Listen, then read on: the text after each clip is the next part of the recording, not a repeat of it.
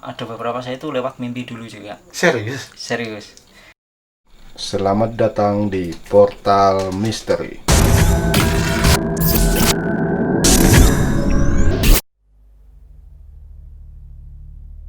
Kan motif yang tampak di keris ini kayak di kulit semangka itu loh Mas. Kalau filosofinya untuk apa ya? Relationship Mas. Oke. Kayak Ini kayak relationship khusus pasangan cowok cewek apa khusus umum? Semuanya Mas. Semuanya ya. Oke. Kalau untuk yang pasangan cowok cewek itu apa ya? Menarik ini. Nah, Ini yang biasa dicari kaula muda. ya itu tadi. Mungkin banyak yang kayak keris jaran goyang itu. Oh iya, itu jaran tadi goyang kan. itu. Seperti itu. Nih Kang Irfan, aku tuh penasaran dari tadi waktu kesini tuh ada dupa. Itu buat apa tuh Kang? Nah, orang-orang dulu kenapa menggunakan kayak dupa, bunga dan sebagainya kayak gitu? Karena wewangian itu emang identik banyak digunakan untuk wujud daripada salah satunya juga penghargaan sih Mas. Berarti ini bentuk untuk keris-keris ini atau bentuk penghormatan? Kalau saya lebih ke wewangian sih Mas, Tadi. gitu, relax gitu kan. Soalnya pas tadi pertama aku masuk ke sini terus mencium aroma dupa terus melihat keris yang berjejer itu langsung nuansanya gitu ya Mas ya. Iya, kadang orang saya juga kadang ya, maksudnya melihat beberapa teman maksudnya langsung persepsinya itu wah klenik kayak gitu. Misalnya nyemet dupa padahal pada zaman sekarang itu aromaterapi itu emang menggunakan dupa. Itu intinya lebih ke arah membawa kondisi kita lebih rileks, lebih wewangi. Ketika kita konsentrasi tidak terganggu dengan bau-bau yang mungkin kurang enak sehingga mengganggu konsentrasi kita, seperti itu sih. Lupa. Tadi sempat bawa keris yang ditaruh di atas meja itu. Tadi katanya agak hati-hati, itu ceritanya gimana kan? Ini beberapa keris sih Mas, model-model keris ini mungkin bisa juga coba kita bawa aja Mas ya. Oh ya. Oke.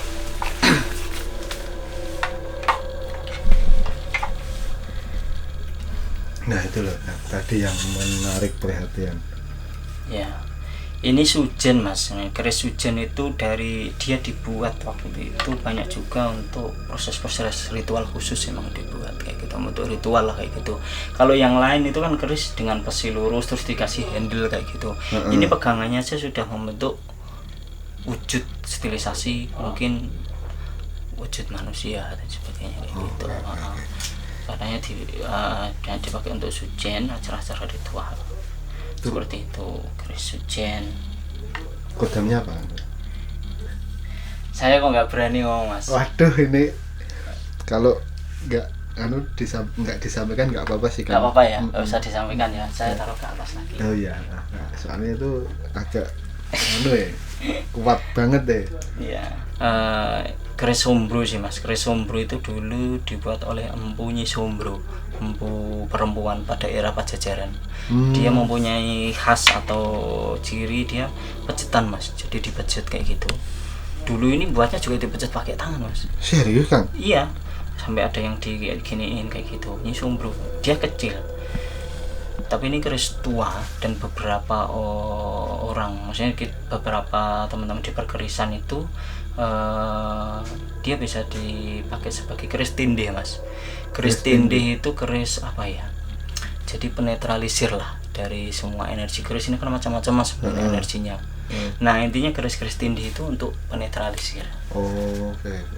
Tadi sebelum sempat syuting ini tadi Kang Irfan sempat ngobrol kalau yang keris di atas sana iya itu isinya genderuwo kan. Emang pernah dilihatin apa kata temen Kang? Itu terus terang teman saya Mas yang emang ya dia mungkin emang punya kelebihan khusus dari turun temurun sih orang tuanya kayak gitu. Orang tuanya juga ahli spiritual lah, maksudnya orang pintar, banyak orang memang datang ke beliau kayak gitu. Nah waktu kesini dia melihat, waktu itu ekspresinya agak kayak gimana gitu, diem, terus dia megang agak, terus diem lama kayak gitu. Di sini apa mas, di sini gendruwo kayak gitu. Aku itu keris sepuh sih mas, keris sepuh banget. Makanya tak taruh di atas kayak gitu. Bisa coba tampilkan ya. Ini tak taruh di atas ya. Iya, bisa. Mas, soalnya bisa itu emang memperlakukan keris itu jangan seenaknya.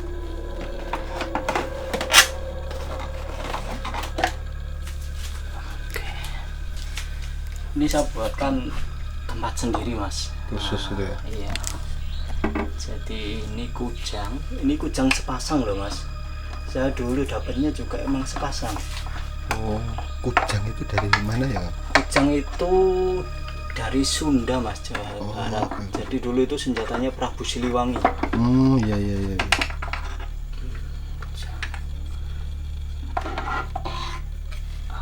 Tapi Bukan itu Kang.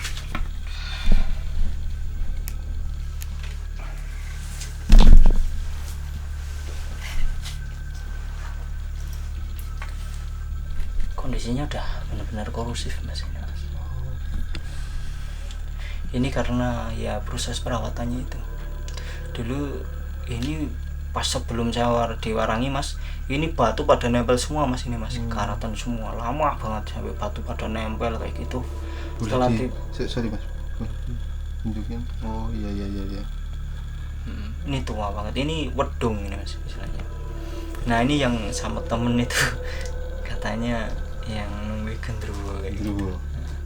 Gitu saya sih murni karena ini bentuk saya menyadar kesadaran saya bahwa ini bentuk warisan budaya leluhur kita yang harus dilestarikan ya, mas. benar. Kalau bukan kita siapa lagi, karena selama ini kan keris selalu identik dengan generasi tua kan mas ya.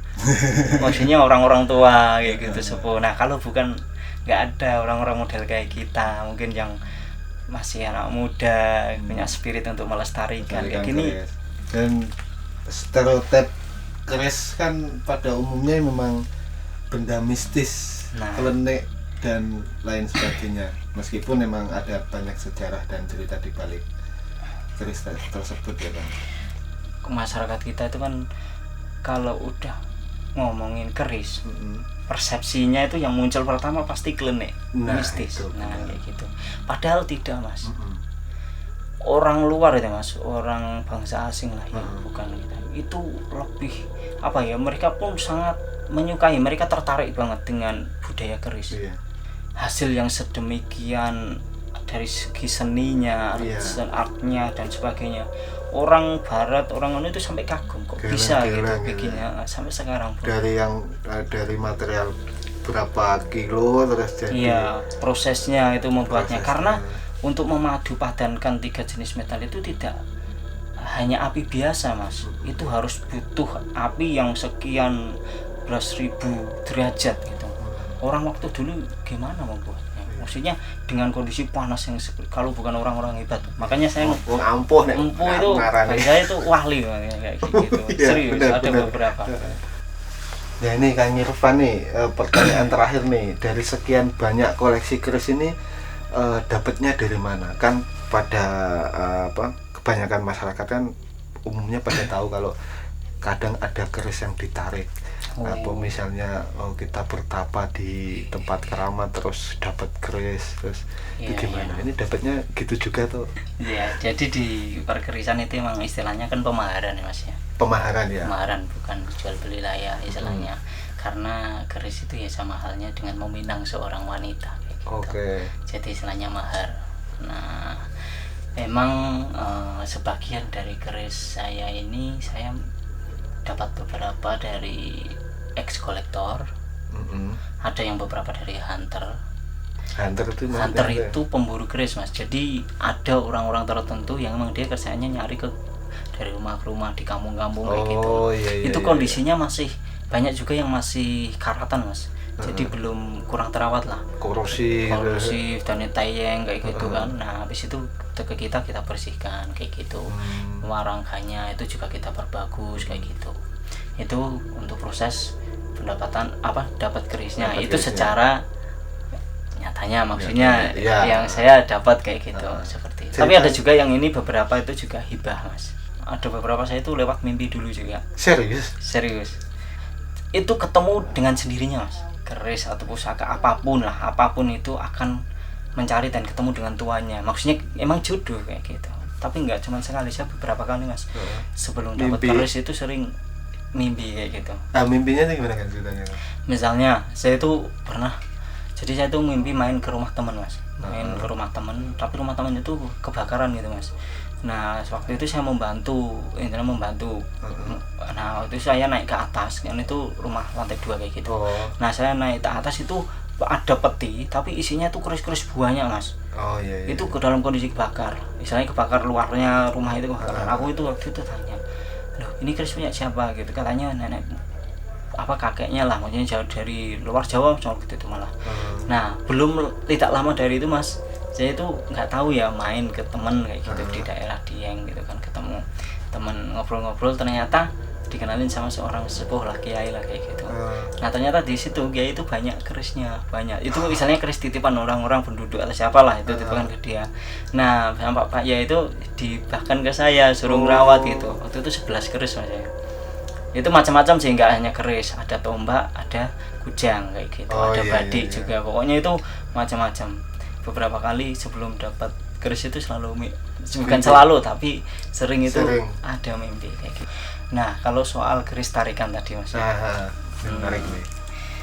Keris tarikan itu ada 2 versi mungkin ya mas, karena tarikan yang sifatnya emang ada bantuan gaib. Ada yang tarikan tapi tarik-tarikan mas, maksudnya itu rekayasa kayak gitu. Soalnya gini kan, saya ini sering lihat di sosial media, YouTube khususnya. Itu saya nonton sebuah tayangan menarik keris, terus dia ke hutan, terus nempel ke pohon atau ke batu, terus tiba-tiba wah ini kerisnya udah dapat. Kayak gitu ya. Iya, itu tarikan itu loh kan maksudnya. Itu gimana kan? Punya pengalaman itu kan? Saya kalau pengalaman langsung nggak pernah mas, tapi saya cuman ini mas ya, testimoni lah, kesaksian dari ya ada teman lah kayak gitu, 2 pelaku, mantan pelaku penarikan. Tapi itu bukan tarikan yang beneran mas ya. Karena emang keris itu terus terang emang dunia hitam dalam tanda kutip ya mas, maksudnya hitam itu di sini karena keris ini nggak ada nilai standar ya mas ya, ada bumbu-bumbu katakanlah orang ya, maksudnya orang-orang yang katakanlah kurang bertanggung jawab. Nah dia membuat skenario. Nah tadi ini yang saya maksud lebih ke tarikan itu bukan yang tarikan Nah ini aku hanya menyampaikan ya mas ya, istilahnya testimoni itu, kesaksian mantan lah pelaku kayak gitu. Jadi dia modusnya biasanya itu kerja kolektif mas, maksudnya kerja tim. Jadi beberapa orang lah ya, mungkin satu dia berlaku sebagai orang mencari mangsanya, misalnya orang pinternya. Bukan. Jadi misalnya dia cari misalnya orang yang akan dituju untuk pembeli kayak gitu, pembeli nyari aku dulu karena ada teman misalnya orang pinter kayak gini. Nah habis itu ada yang berlaku mungkin dia lebih ke orang pinternya itu. Ada yang bagian nanti di sana kamu nanti eksekutor, misalnya di bagian yang di tempat yang itu nanti menemukan kerisnya misalnya gitu. Dan sekering kali modusnya biasanya kan ditaruh di mori, dipendam di tanah kayak gitu. Nah nanti ada bagian yang menguatkan, kayak gitu misalnya kayak gitu. Ini tapi saya menyampaikan dari testimoni mantan pelaku. Ya dia menyampaikan sendiri kayak gitu. Tapi ada juga emang keris mungkin yang emang ditarik secara magis. Iya bisa jadi. Kita itu emang jelas mungkin ya bantuan goib lah ya, istilahnya jin dan sebagainya. Keris tarikan kan tergantung juga dia mau ngambil keris di mana, ngambil benda, misalnya si jinnya itu kayak gitu. Si jinnya. Ya istilahnya yang kalau kita ini lebih ke arah goib tadi ya, kayak gitu, tarikan secara goib. Nah itu kan terserah mau narik di mana, ngambilnya di mana, entah dapatnya dari mana kayak gitu. Iya. Seperti itu. Jadi intinya gitu sih, keris tidak melulu mistis karena itu adalah warisan budaya Indonesia yang wajib kita lestarikan. Karena kalau tidak kita lestarikan ya sayang banget kalau dicabut dari UNESCO budaya asli Indonesia. Kalau bermanfaat silakan di share, kalau suka di like, kalau nggak suka ya dislike, gak apa-apa. Wassalamualaikum warahmatullahi wabarakatuh. Waalaikumsalam warahmatullahi wabarakatuh.